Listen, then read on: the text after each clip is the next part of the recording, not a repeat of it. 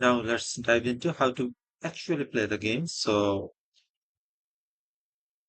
the any chess game can be divided into three phases if it gets completely played.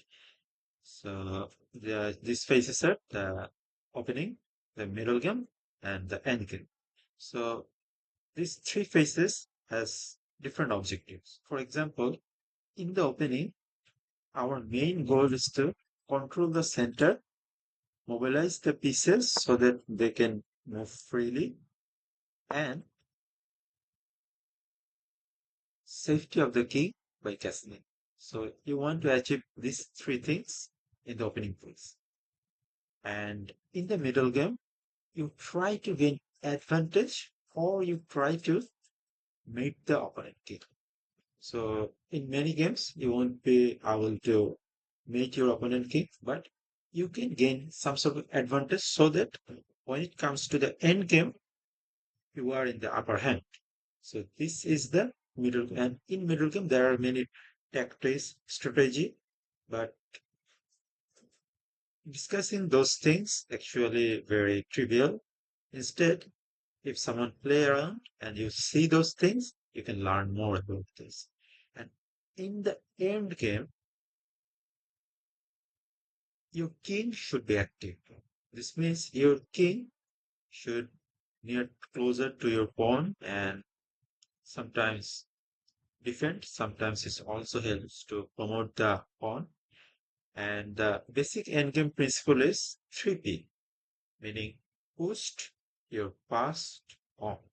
So always push your passed pawn when it comes to endgame. And usually it is better if the rook behind it support it.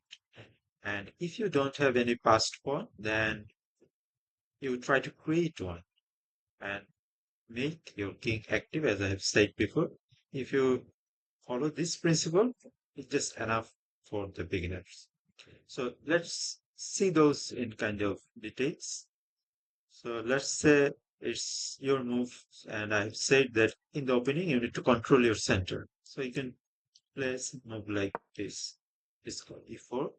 And let's say your opponent plays something like this. That I also said that your second goal is to mobilize your pieces. So you mobilize your knight, which also control these two center square. Then let's say your opponent plays something like this.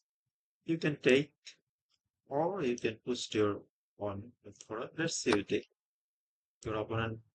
Let's say take with the pawn, and now you can also move to your other pieces, or you can playing this. I think other pieces. Let's say your opponent also mobilize these pieces, and then you can play something like this or this. Let's say I play this. So you are actually trying to achieve the castle. Let's say your opponent plays something like this, which is checked. You can defend it by this or this or this, your choice. Let's say you play something like this. And then in the next move, your opponent just castles, king safety, and third objective, you also castle and get the king safety. So this is the opening phase.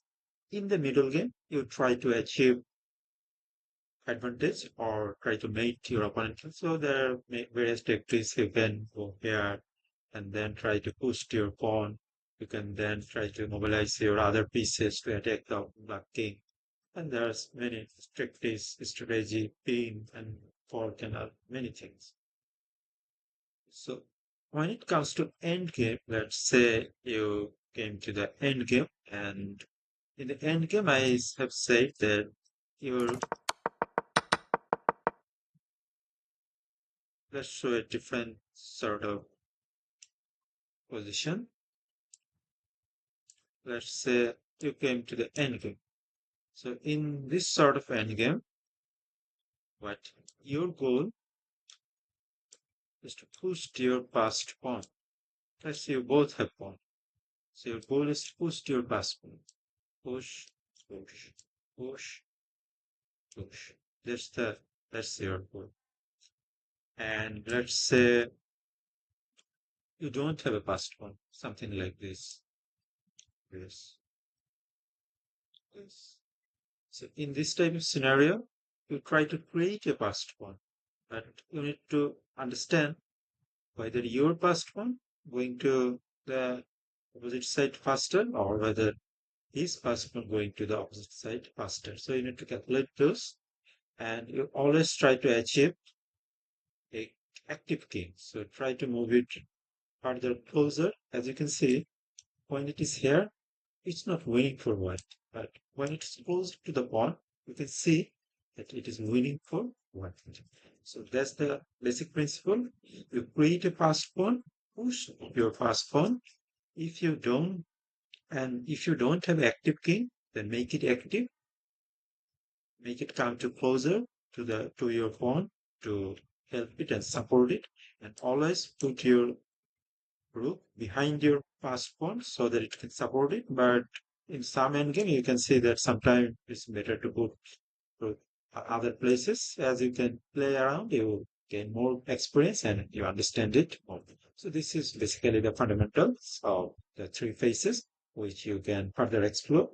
And upon completing these lessons, I can say that the basics, actual basics of the chess has been covered. And if you start to play around, you can see and you apply those fundamentals, you can achieve success more than the other beginners. And then you solve puzzles and other things. And after gaining experience, you improve day by day.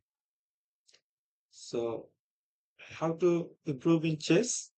In terms of improving in chess, you need to follow three principles. First, you need to gain knowledge of the fundamentals. There's a book of Capablanca which I recommend to everyone. You can read it. It's covered the fundamental principle of chess.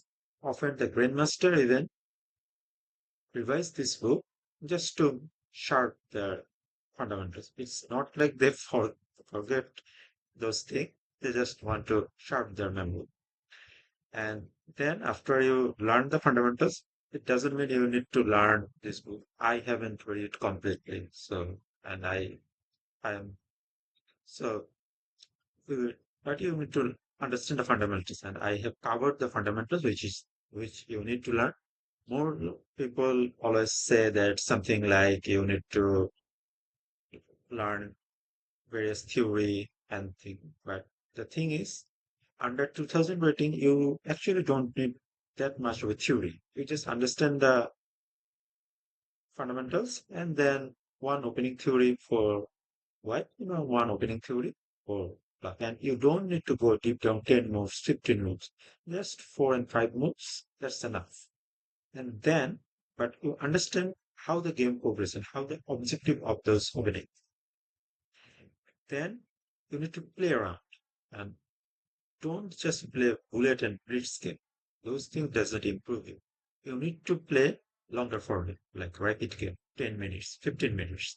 And after each game, whether you win or lose, you need to analyze those. And when you are analyzing, you need to follow two principles. First, you analyze the game without the engine.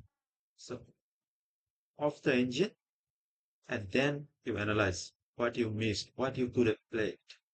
And after that, you open on the analyze and you understand, okay, what could have I played, what's the best move according to the computer. You need to analyze every single game because you don't want to make the same mistake again and again. And after that, the most important part to improve your chess is to solving puzzles. You need to exercise chess puzzles. It is often more beneficial than playing around. And it is true. You need to solve those puzzles because under 2020, the game is actually win most of the time by tactics. And when you solve those puzzles, you can actually relate those tactics in actual game and can easily get benefit from this position. So you need to solve puzzles day by day. There's lots of puzzle in chess.com and other various types of puzzles. And you can chess tempo and other things. And you can use those website and app and gain and solve more and more puzzles. And you can see that if you follow around these three principles, you can see that your chess will improve day by day. And I think this is enough to getting 2000 rating. After that, you actually need to deep down and understand a lot of theory, a lot of practice, and a lot of other thing, training and other thing. But before 2000, it is enough to just follow these three principles. So this covered everything I got to say about the fundamentals. Let us see you on the next video. Bye. Take care. Love you.